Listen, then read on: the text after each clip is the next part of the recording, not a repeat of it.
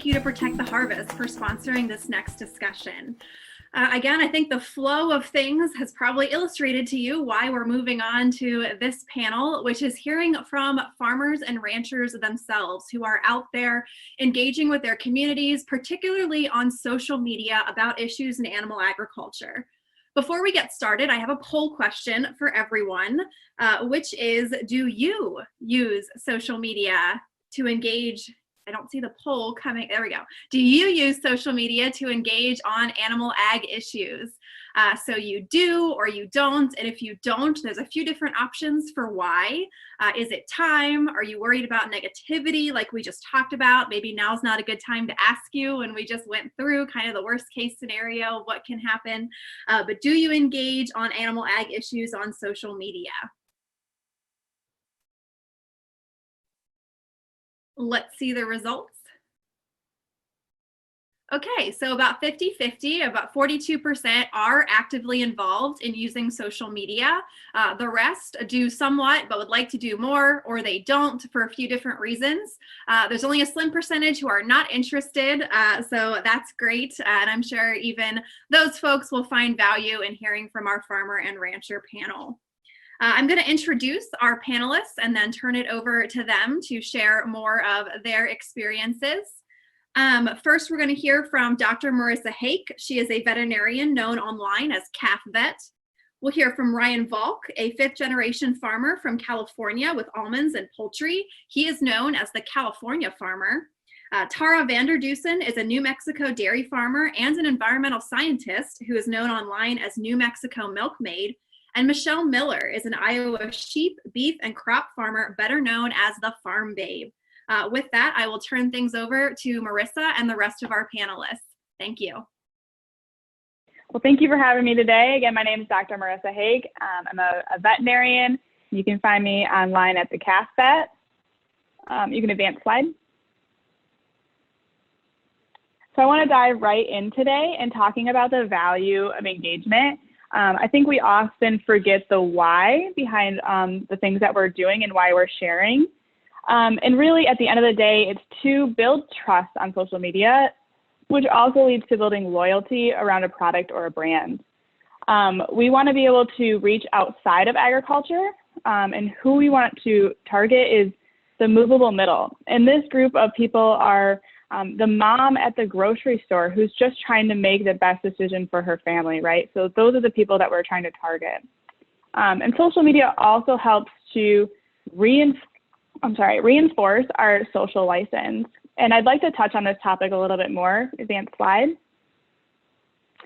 So the thought behind social license, and I'm not going to say that these are studies or statistics or facts, because it's not. These are the beliefs, perceptions, and opinion held by our consumers, and they are granted by our consumers. And their opinions can change based on the new information they acquire, like an activist video.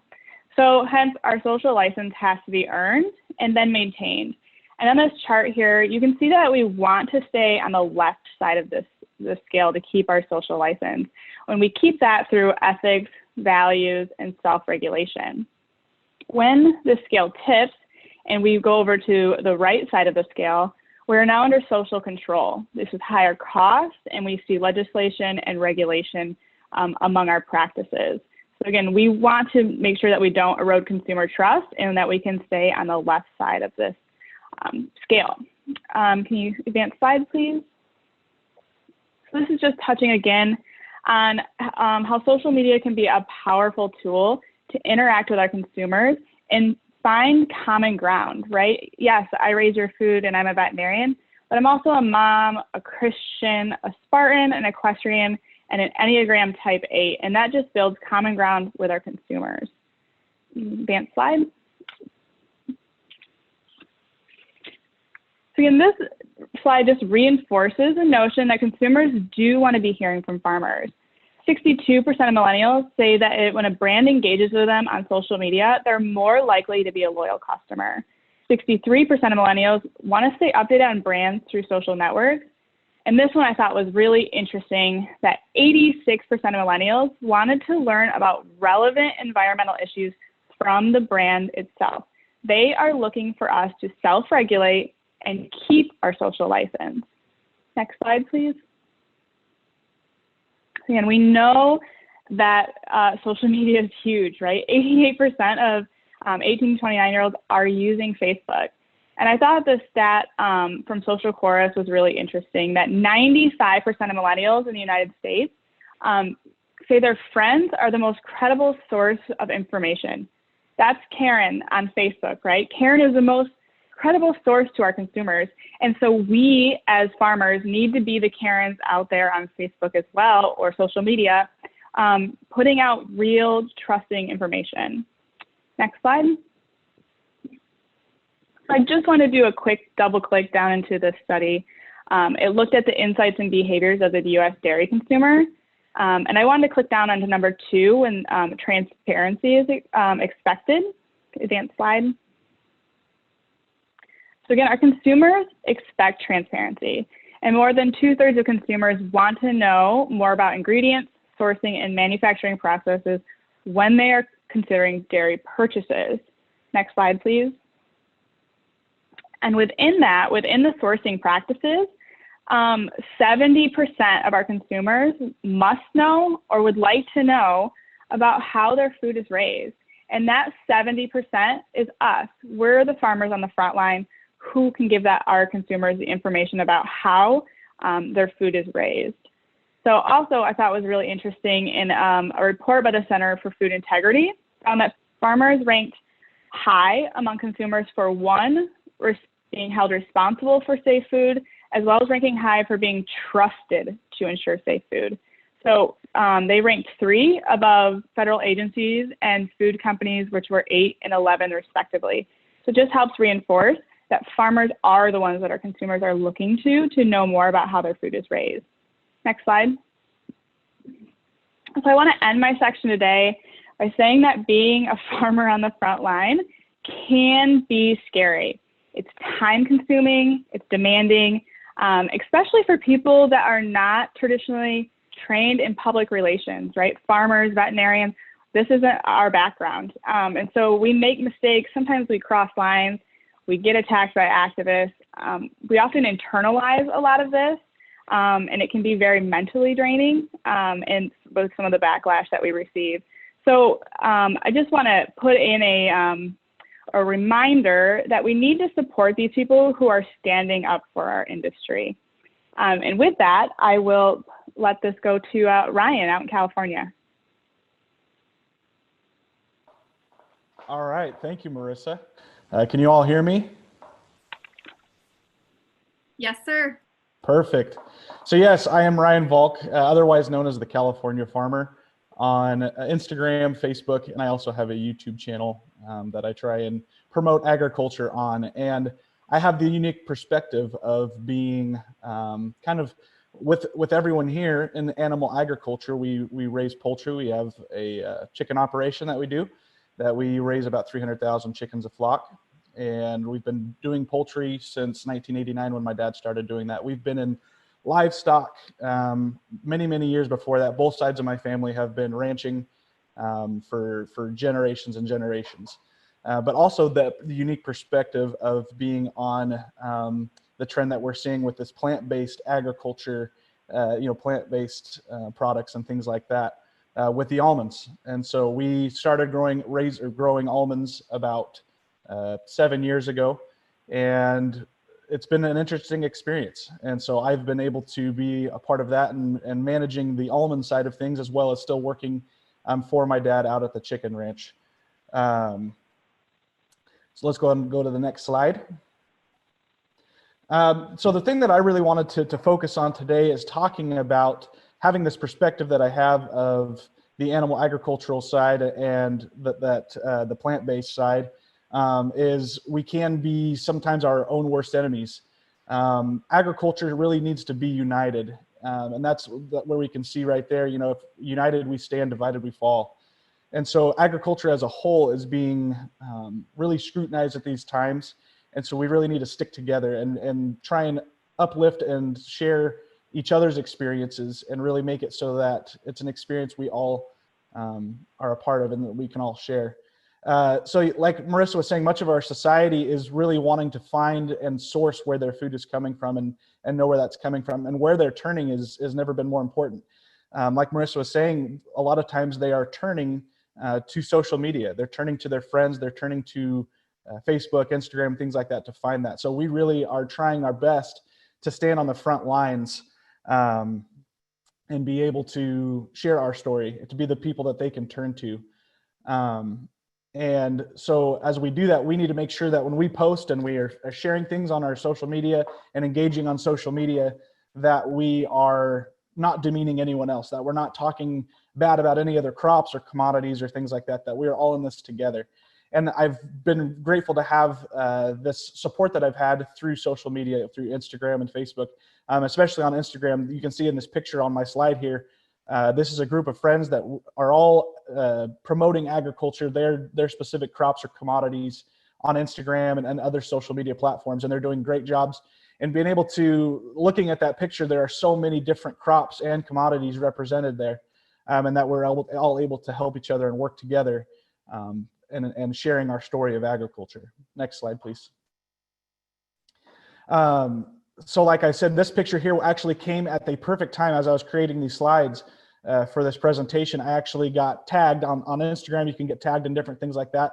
And this lady, she tagged me in this picture along with a few other awesome agricultural advocates on social media. And she was just sharing how, kind of that support, how you can see in this picture, there are a lot of dairy products in her fridge, but you can also see that blue container of the Blue Diamond Almond Breeze, that almond milk in her fridge. And she was just really kind of, showcasing that there really is room in the fridge for both. And that's one of the things that was great about the time we live in, is being able to have the choices that we do have, of being able to choose, how much food and how much we have, that we're able to make those choices. And like with my own personal self, I prefer dairy milk. I do. I love drinking milk every day. I love dairy products. My wife, she prefers almond milk. She's an Idaho girl. She's grown up right next to dairies and things like that, but she prefers the almond milk. But like I said, there's just so much room in our fridge for all of these different types of crops and commodities. And it's okay that we don't agree on every little thing. We don't have to agree on every little thing. And when we know that as farmers, sometimes we can get prideful and we can tend to take on, well, I don't know why our neighbor's doing that or whatever it may be, but we got to remember that we're all in this together, that in the big scheme of things, we're really all on the same team. So as we engage on social media, let's make sure that we're telling a story of agriculture and agriculture as a whole, and trying to support each other all that we can. So it's just a unique perspective that we're able to take here on our ranch, on our farm, coming from livestock and also with the plant-based materials like with almonds. And what's so cool is that people don't understand, being in California, we have such a tie to the dairy industry. All our neighbors around us are dairy farmers, and a lot of them not only are dairy farmers, they also have almond orchards. And so it's been really interesting. And we use the byproducts from the almonds to support the dairy industry. And so the hulls that are around the almond, they will get shipped off for feed for cattle at dairies. The shells will get shipped off for bedding, for livestock bedding. So it really all kind of helps work together, and our wallets are really all tied together. So let's just try and do a better job of sharing agriculture and doing that. And with that, I will go ahead and pass along to Tara. Thank you, Ryan. I appreciate it. So I am Tara Vanderdusen, and I'm a dairy producer in Eastern New Mexico. And I also work as an environmental scientist, as well as share online as the New Mexico Milkmaid. With my background in environmental science, I tend to focus my efforts online about dairy sustainability and about the greater agriculture sustainability story. Please advance slide. So I don't post it to scare you, and I'm sorry about the language, but I wanted to be really honest about what farmers are up against when sharing online. And I wanted to give some examples of how they share your post and end up attacking you. So some of the ways that they do that, the most common is sharing your post on Facebook, which you can see the bottom center one, Lisa, she shared my post and encouraged people to come and attack my page. The far right one was an Instagram share. So they screenshotted conversations I was having and shared it on their stories. And then the center top one is just comments on your page or reviews you can receive. And so, kind of what, to go off of what Dr. Hake said, it can be really scary and stressful when you're going through, an attack. There's not really like a better word for it. But there is things you can do. And it's always important to remember, like, these things will pass.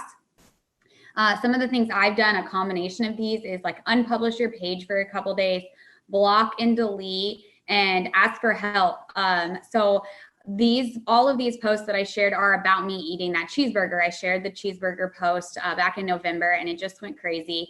And actually, Dr. Hake jumped on and helped me, as well as my husband, just block and delete. And 3 thumbs was better than just me blocking and deleting and keeping on top of it. And so you can find a lot of support online from your fellow farmers and just allies within the industries to help you through these kind of attacks. But there are positive outcomes from these as well.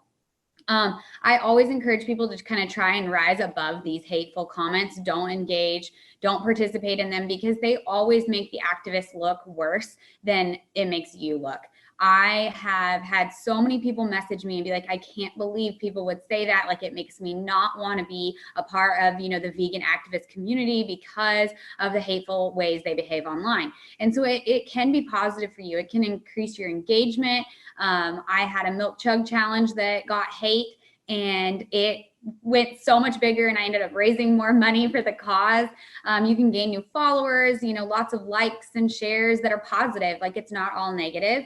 And you learn from these. Like that post about McDonald's, I probably should have done a little bit more research about what I had shared. And so it does hold you to a higher standard to really think about your posts and like what you're putting out there.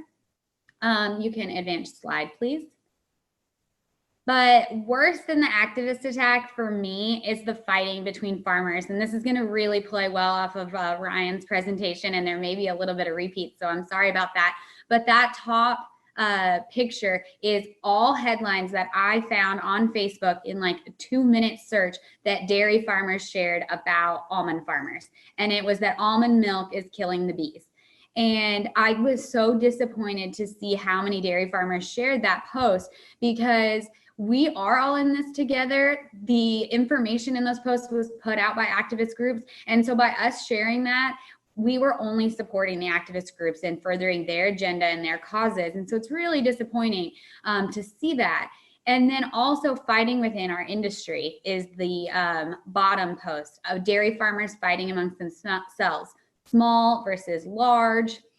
I had never heard the word mega dairy until it was actually published in a dairy magazine, which was extremely disheartening.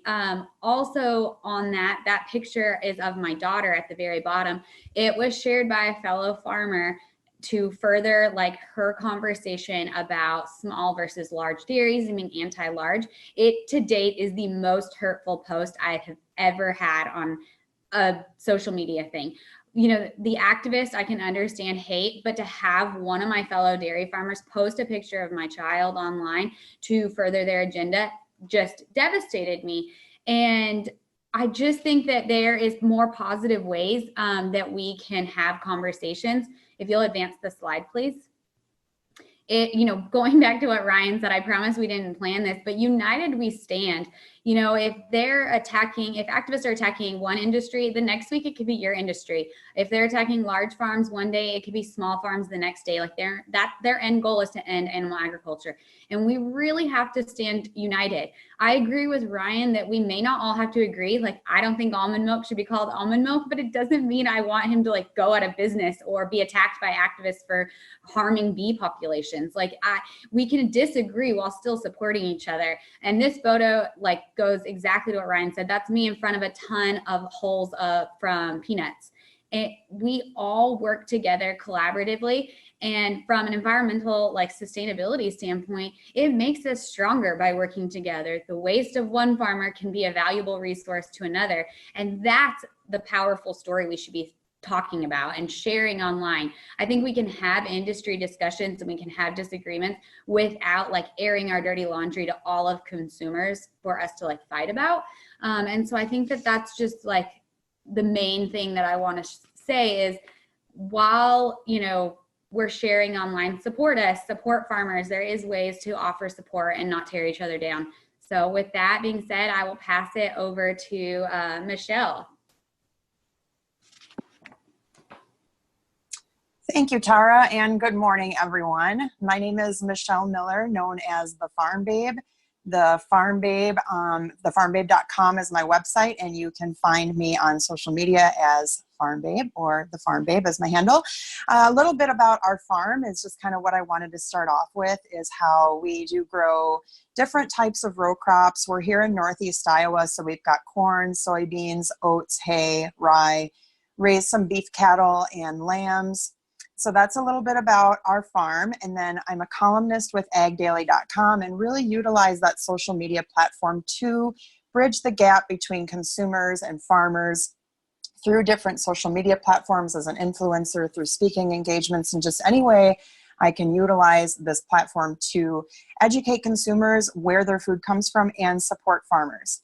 So if we transition to the next slide, this was just a little bit of a case study. I wanted to share a personal story of something that happened, kind of to echo the theme of what's happened this morning, but also kind of what Tara was talking about when you get hateful messages like this. So if you look at the picture on the left, it's a picture of me you see holding a piglet. January 1st of this year, I toured my friend's pig farm, and they have, you know, a couple thousand sows. It's a pretty large scale farm here in my community. And I had taken a bunch of photos in it and was just showing the transparency and talked about all the care that went into producing pork. And it was a pretty popular, well-received post. I was just saying, hey, look, ringing in the New Year's with adorable baby piglets. And it was fun.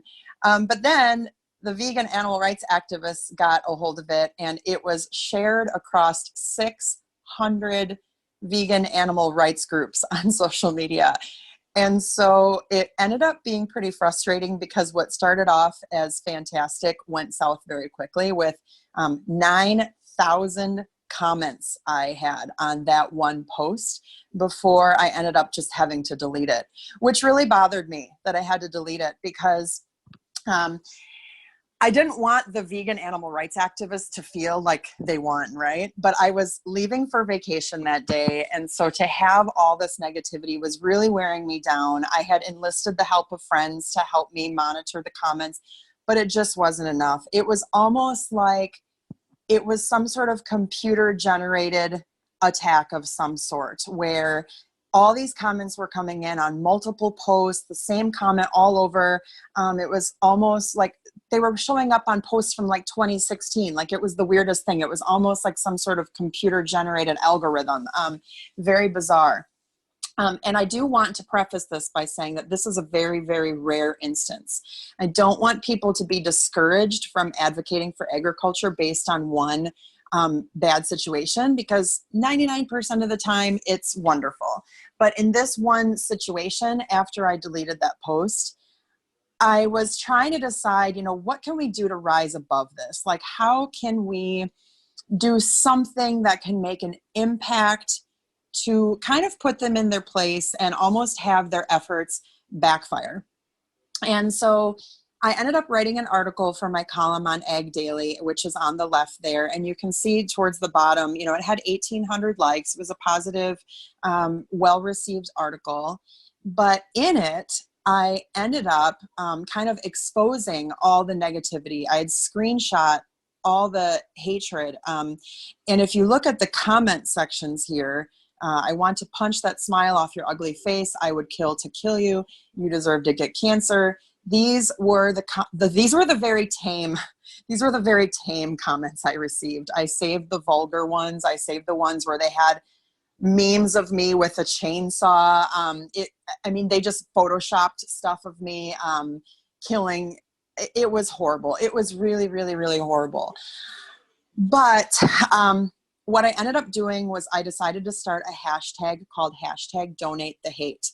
And what I did was I said, for every negative animal rights activist comment I received, I was going to personally donate $1 to a charity that directly benefits the animal agriculture industry. Boy, that shut them up.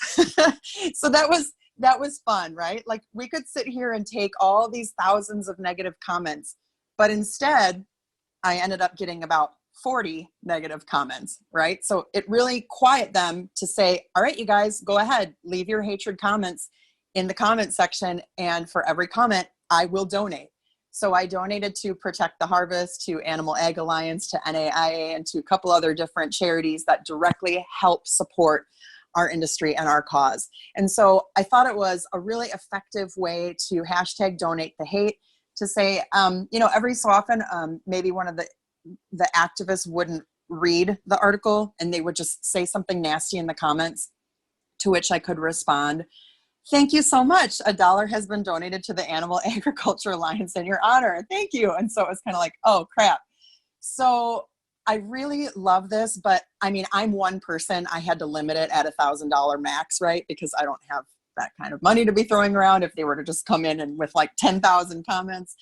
So I had to cap it at what I, as one person, could afford. But I want to share this story as a way to get our creative juices flowing as an industry, to say, what could we do to donate? Maybe we could donate a pound of meat to the hungry. Maybe we could partner with Feeding America. Maybe we could do something to create a positive, charitable, helpful message surrounding the hashtag Donate the Hate. So I just wanted to share that and explain that with the negativity came positivity. And to echo what Tara had said, the bottom right screenshot is my engagement. So you have these basic rates of engagement that kind of go through, and all of a sudden, boom, 9,000 angry comments, thousands of shares. That post had gone so viral before, I unfortunately had to delete it. But before that happened, and I had shared this in different farming groups to say, hey, could you guys help out in the comments? I'm kind of getting attacked here. It's really important to have that support within each other in agriculture to help with comments. But the feedback that I received in these social media groups had said, I'm really thankful that happened, because it gave me the opportunity to share this with my friends. And so while seeing the negativity from the activists, you're also seeing the opportunity to say, hey, look at how awful these groups are. Here's why you probably don't want to be a part of the vegan movement. And here's what you can actually learn from farmers and see the full truth perspective of agriculture direct from the people that do it. So this is just a case study that I wanted to share, to talk about what we can do to think about our industry as a whole, turn that negative into a positive. So with the hashtag Donate the Hate, I would like to thank you guys for tuning in today, and go ahead and turn this back to Hannah. Thanks, guys. Awesome. Thanks so much to all of you. If everyone wants to bring your video and audio back up, we will get Tara, Ryan, and Dr. Hake back up on the screen. Dr. Hake, I want to start with you. First of all, a few years ago, one of our speakers at Summit said that we all needed to find our bacon. So whatever makes us super unique and people love, and that was kind of the tagline of that year's Summit. I'm pretty sure this year's is now Be the Karens, because that has blown up our Twitter handle and our discussion on the chat box here. So good job on making the tagline of this year's conference. An interesting question here for you. You shared some data about brands and brand loyalty, but a lot of farms today don't really have control of how their product is branded or the direct consumer connection through marketing. So how that product actually ends up appearing on the shelf and is marketed. So how do you address that disconnect between the fact that farmers are out there telling their stories, but then there's a brand that may or may not be saying something that's consistent with what the farmers are saying? You know what? I would actually push that back on the brand, because there has been a disconnect, and there has been, a big disconnect between our supply chain and our brands. And when these things have happened, and when these activist attacks have been brought to light, there has been this very, very easy ability for a brand to just distance themselves from a farm, right? A specific farm. And we cannot do that anymore. Our brands need to stand behind our farmers. and back them up. So I would encourage, if you are a brand or an organization on this call, to start working with your supply chain, start working with your farmers down the line so that you guys can have consistent messaging. And also, if something does happen, that you already have that relationship established and can work through it together. And I was going to piggyback on that, also ask you, so you have a farm, but you're also a veterinarian. And since I've known you, you've been a veterinarian for companies. So how have your companies that you've worked with supported your efforts and helped you do the engagement that you're doing, since it's not necessarily on their behalf? Other than, it's, reusing our resources, making sure that what I'm putting out there is in line with what that company believes in themselves is really critically important. And so asking them for resources, I'm not a PR person, I'm not a marketing person, but we have teams that are, and that I can use those as resources for information.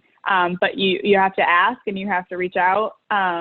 And then, the biggest scary thing is that these companies now have legal teams. And so you have to watch what you're saying on social media. And that's important. And I've always advocated that not everyone should probably be on social media and advocating, I'll be honest. But if there are people out there that are doing it really well and they are using really, really good resources, so making sure that what we're putting out there also is supported by the industry. Great. So Ryan and Tara, first of all, there's a compliment. Awesome job, Ryan. But then there is an actual question for both of you. So you both mentioned kind of farmer on farmer crime, whether it's crop farmers and livestock farmers or farmers of different sizes. So how do you recommend that we respond to that? How do we address it? Should we comment on those? Should we have private conversations? What should we do when we see that kind of stuff out there? I'll let Ryan start.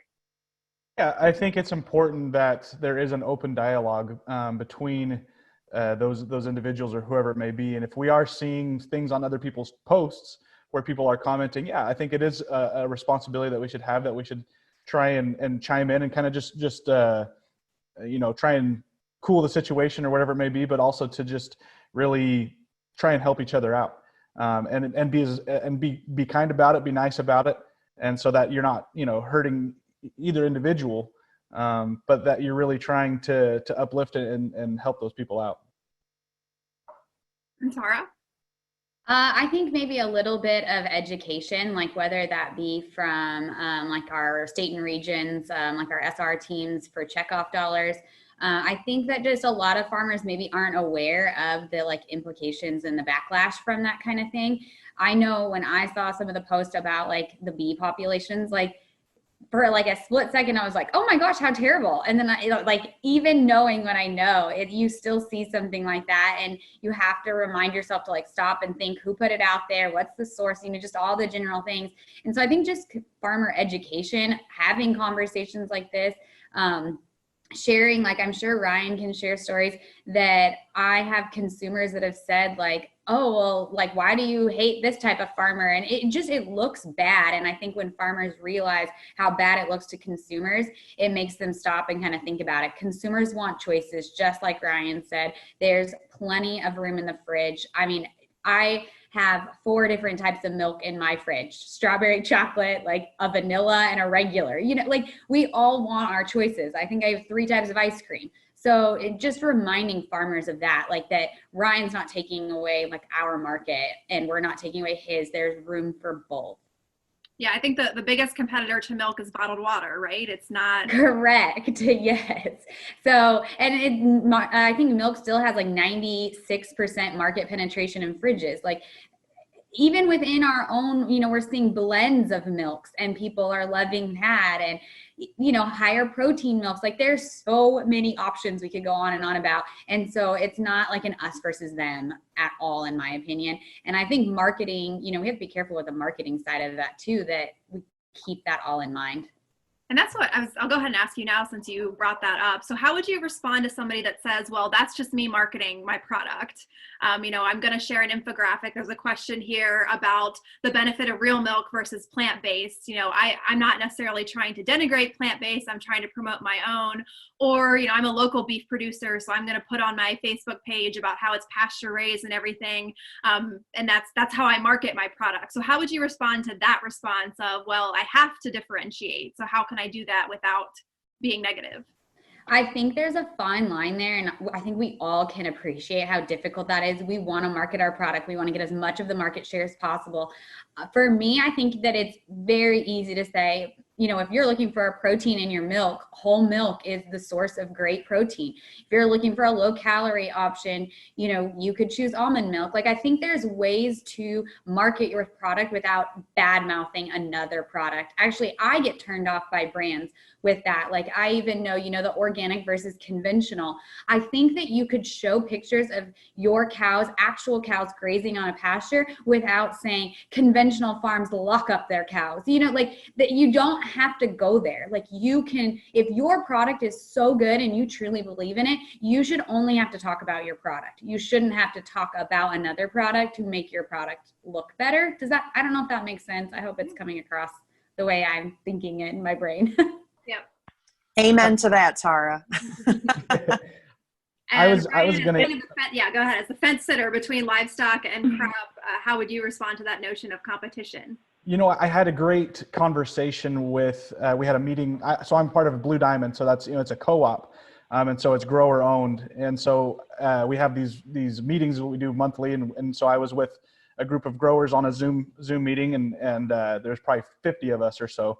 And I mentioned that was going to be speaking here and talking about animal agriculture and kind of the difference, and the argument kind of going on that we see with dairy and almond milk and things like that.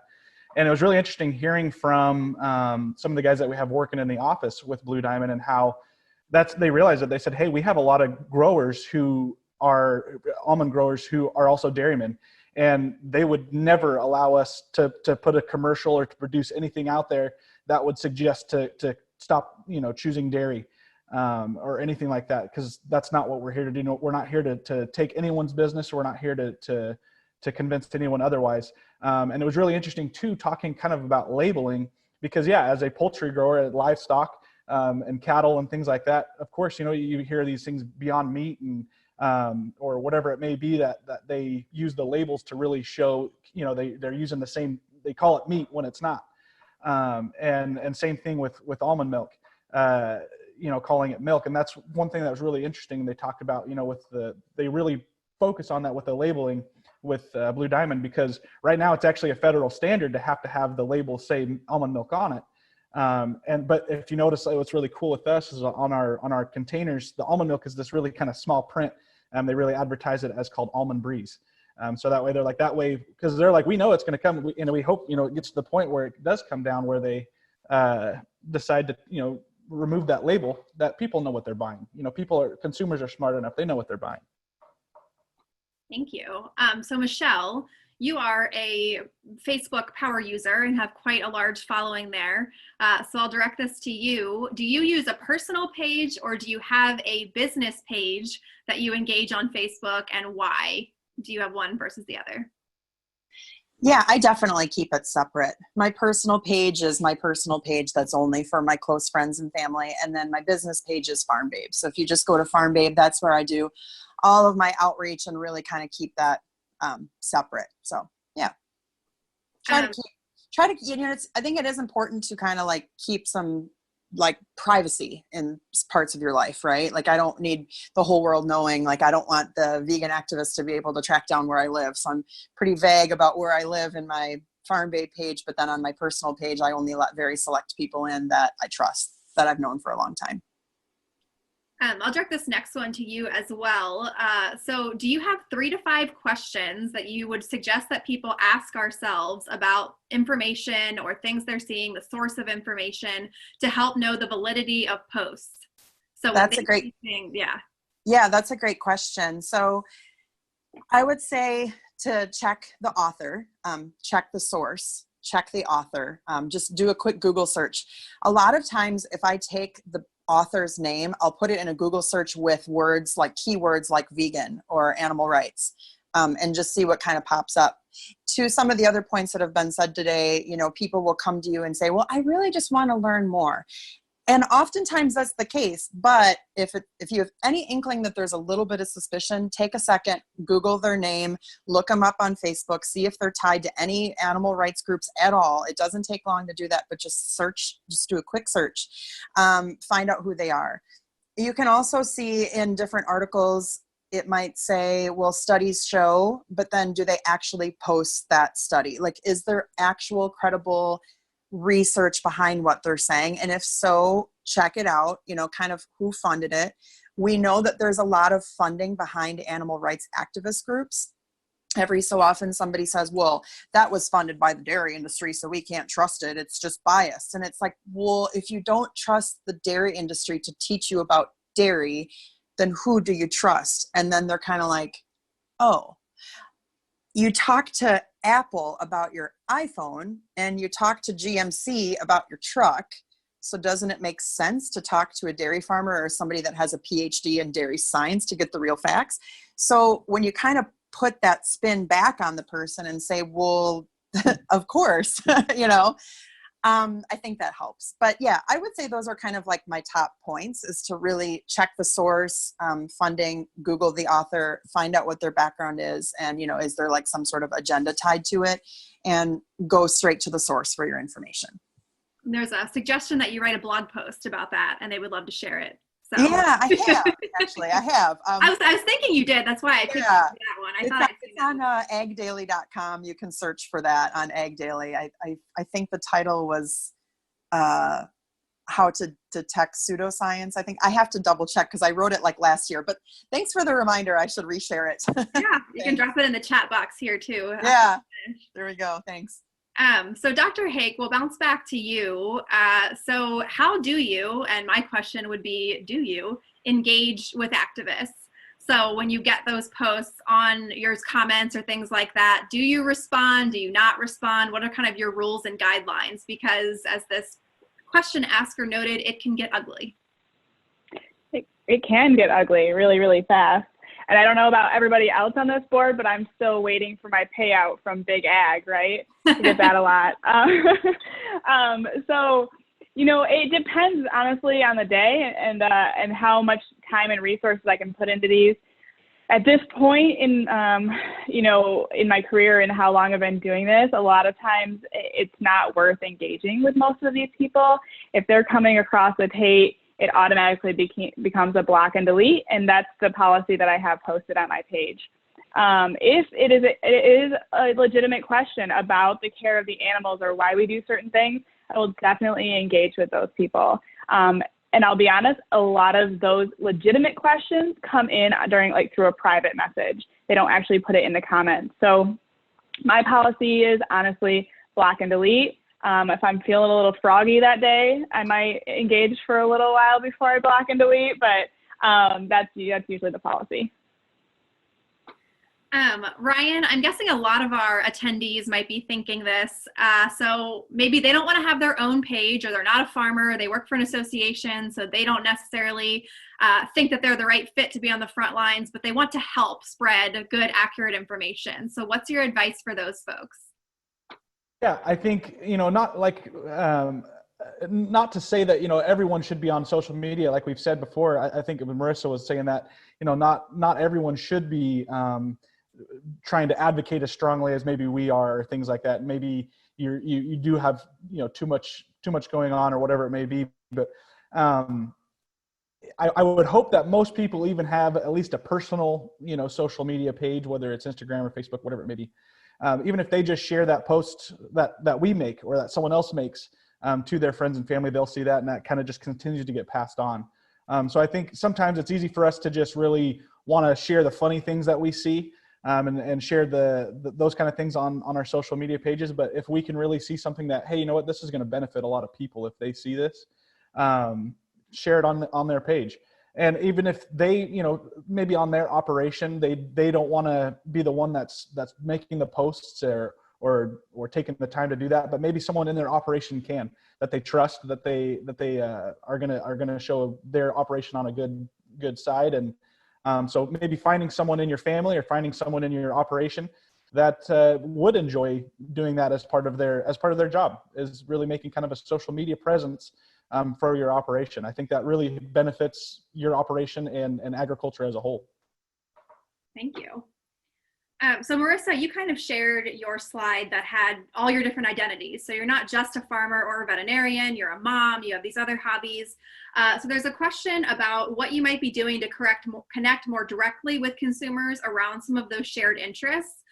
So this question asker, and I've heard this too, has heard some online ag advocates say that their most effective ways to communicate are joining private Facebook groups about recipes or being a mom or things like that, and engaging there, that we would never even see that because it's not public, but it's going a long way. So are you doing things like that as well?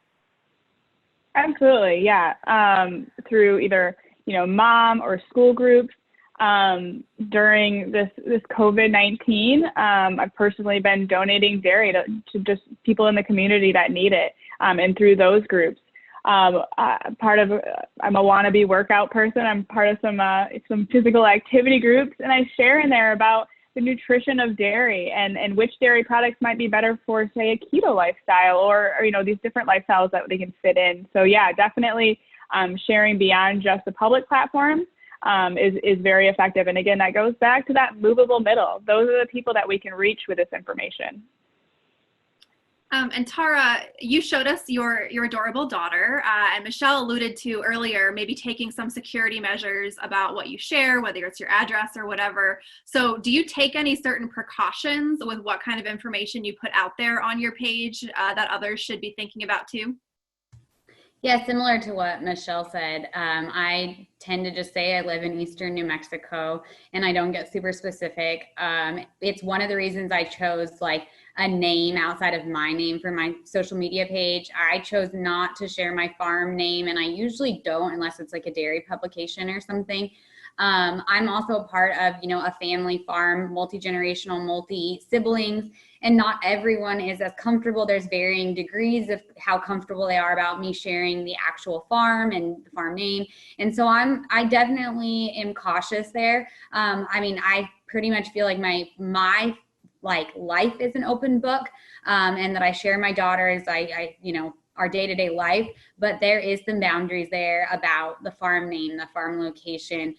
You'll get messages of people asking to come to the farm and just like Michelle said, kind of do a quick search of who they are. But, we don't offer right now farm tours. And so we're just not set up for that. So I usually say no to that. It may be something we consider in the future, but there's definitely some limitations there. And I think you have to figure that out for yourself. Everyone is comfortable with different things. And so you just have to figure it out. And within your operation, just like I said, it's not just my decision. It's not just my farm. And so taking everybody's thoughts into consideration when choosing to share online. Thank you. So Michelle, you shared a nightmare story about some negativity on social media that you turned into a positive. How about a positive story? So what was a successful interaction you've had, and what made it successful? Oh gosh, there's a lot, fortunately. I know it's kind of easy to focus on the doom and gloom, right? But when you have just, that's really like 1% of it. Gosh, I've seen people cry before, like happy tears, like when you reach through to somebody. Like I remember one specific incident where I talked to this gal who used to have an eating disorder. And when she sat in one of my talks, she was crying afterwards because she knew what it felt like to overcome fear in food. And that's really the ultimate reason why I started Farm Babe, is to myth bust and to help people not fear their food. So that's really kind of been my platform, is like, I want people to celebrate and appreciate and understand where their food comes from, so that you're not scaring people. That's really what drives me bonkers the most, is like, talk about what you do well. Don't put down other people or fear. This is a really great thing to tell your friends or whatnot when they're wondering what to buy. Fear is a motivator. It sells. Fear sells. And so to raise awareness on that and say, hey, look, it's really not scary. So I have a lot of instances like that. Like when you just get emails from a mom or somebody that just says, thank you. I had no idea what to feed my kids, or like you get a email from a student, like a college student, saying you really helped me write, this assignment. You brought a lot of facts about factory farming, where you can kind of bust those myths and help people realize, animals are cared very well for, and there is a lot of science. And remember that a majority of people are in the movable middle and they are meat eaters. So when you say something like that, like, actually, animals are treated very well on farms, regardless of size or label, and here's why. They're kind of like, oh, thank God I could eat beef again. So there's a lot of success stories. Yeah. So definitely the negativity is such a small percentage. I always encourage everybody to advocate because there's a lot of success that comes of it. Thank you. I think one of our speakers yesterday is just the idea of giving permission. We're reassuring people that it's okay to make their food choices and they can feel confident and that they're supporting good people. So that's really what's all about is soothing some of those fears. Right. So Ryan, there's a question in the box here, and it kind of gets to the poll question I started with, which talks about time. So obviously, as a farmer, rancher, you have plenty on your plate. So how much time would you say your social media engagement takes up on a weekly basis between creating content, moderating, responding to things? How much of a time commitment is this for you? For me, like the level of advocacy that I'm trying to approach, it is very time consuming. Especially when you add in all the different platforms. Especially, I really have been trying to get back focused onto the YouTube channel. And YouTube, it eats up so much of your time because there's not only the filming that you have to do, but the editing and uploading and all of this. It really does take a lot of time. One thing that I really enjoy about Instagram is that it's a real quick way to be able to share, showcase what you're doing throughout the day. With the stories part of Instagram. And I really feel like that the agricultural community on Instagram is doing a pretty good job of kind of joining together. And there's a lot of fun that goes along with it. I know I kind of get associated with that a lot of times is kind of the conversations I have with other farmers, and I have a lot of fun with doing that. And I think people enjoy seeing that camaraderie, and they enjoy seeing that, hey, they're normal people, they're fun people, and they have the same interests that we do. So I think really just knowing what platforms that you're comfortable with, and knowing what you are comfortable posting. You don't have to post every single day like we do.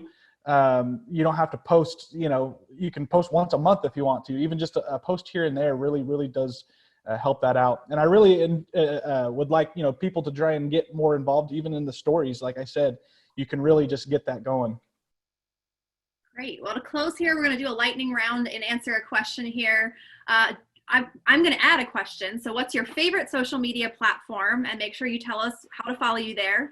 And then secondly, do you have a favorite app that you use to create content? So to design posts or create videos or whatever, what's your favorite app that we need to be sure to download? We'll go in the order you spoke. So we'll start with Dr. Haig. So I think my favorite is Instagram. Like Ryan said, you get to interact quickly. It's a day-to-day. And people tend to have a lot of fun on Instagram. And then the apps that I use Canva for some of the editing to make them look pretty. And then I also use a video editor. So if I take snippets of videos that I can add them together. And so those are my two main ones. And you are Calf Vet on Instagram. Oh, sorry. Yeah, Calf Vet on Instagram, Facebook. Twitter, I'm not very active on Twitter. I know you hate it. I hate Twitter, you guys. I hate Twitter, but I'm there. She was one of our College Aggies Online mentors, and she's like, oh, I have to use Twitter for this. I should have said no. I know, I'm sorry. Yeah, my favorite platform is Instagram for sure. I really like the camaraderie that we have and just the daily interactions that we get to have with other farmers, and not just farmers, just anybody can tag us in stories. That's what's fun about it. It's not just farmers who are tagging each other. We get tagged in things all the time from just people that are either, I get stories sometimes from people who live in the city. Hey, I got some almonds today, or I got some almond milk today. And so things like that's really cool. But I can be found on Instagram, YouTube, at California Farmer. So.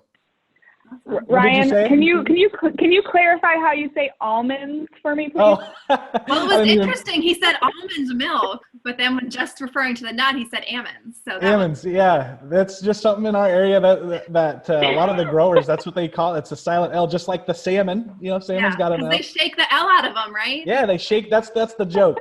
Their almonds were on the tree, and then you shake the L out of them. All right, Love Tara. it. So I'm gonna probably say the same things as Ryan and Marissa. I love Instagram. I'm scared to death of YouTube. I've gotten on TikTok, but I feel like every other 30-something-year-old on TikTok too old for this app. So you can find me on Instagram the most at New Mexico Milkmaid, and on Facebook at New Mexico Milkmaid. I'm also begrudgingly on Twitter at NM Milkmaid, but I am there. And then my favorite apps to use for photo editing is Snapseed, followed by Viscom, or however you say it, Visco. And like Marissa, if I want to put videos together, I love InShot. I don't have an iPhone, I know. So I think that limits you with Androids on what video apps you can use, and InShot is really great. So there you go. Great. And Michelle. So my favorite is Facebook. A lot of mine is more like link based and article and information based. So Instagram's not always the best. That's probably one that I'm not very active on. I mean, I'm still on Instagram, but Facebook is definitely my forte. And my favorite apps would be, I have tried InShot, but I actually prefer KindMaster. I'm trying to do more with videos, but also trying to just focus on doing what I do best, which is not always video, but I'm trying. I'm on YouTube, trying the TikTok thing. But so KindMaster has been good for me to edit videos. And as far as memes, infographics, anything like that, I actually use an app that probably nobody's ever heard of because it's super basic, but it's called YouDoodle, like Y-O-U, Doodle. And it's really got hardly any bells and whistles, which is why I like it, because I'm actually not very tech savvy, believe it or not. So anything for me that's the simpler, the better is better. So I use YouDoodle for all my memes, or there's also a meme generator app. I think it's actually called Meme Generator, super basic, I know. Yeah, Meme Generator. And it takes 2 seconds because all the images are already created for you. So you just put in the text and you're done. So it's super easy. So, and where you can follow me is on the screen. You can find Farm Babe on Facebook or at the Farm Babe on anything else. Awesome. Wonderful. Well, thank you all so much for this very engaging discussion. All of your social media platforms will be blown up with notifications when you hop off of here, I'm sure. I appreciate your time and joining us this afternoon.